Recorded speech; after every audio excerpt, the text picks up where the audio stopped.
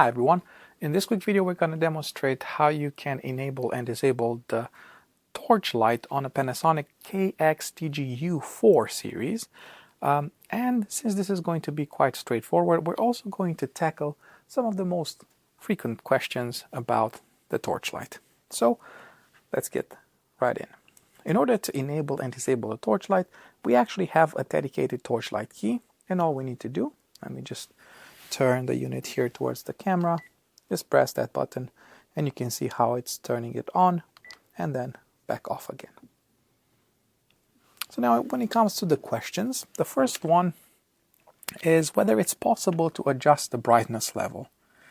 And the answer is no, you cannot. This is going to be fixed. And related to this, in terms of the actual specifications, the brightness level is fixed at 0.5 lux at 2 meters distance in terms of line of sight, and the coverage area, if you're interested, is about 3.7 meters.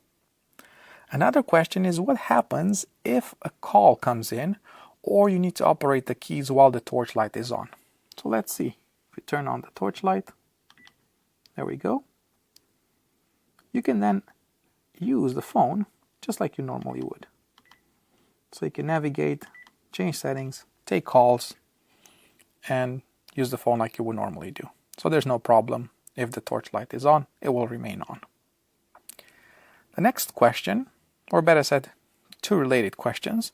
What is the continuous lighting time, and whether does the actual torch light turn automatically off after some time?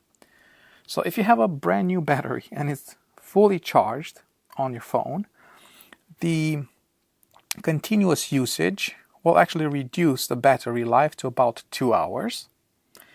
However, we do have an automatic switch off function which kicks in after about 5 minutes. So if you don't do anything for 5 minutes and you leave it on, let's say you forget about it, it will automatically switch itself off.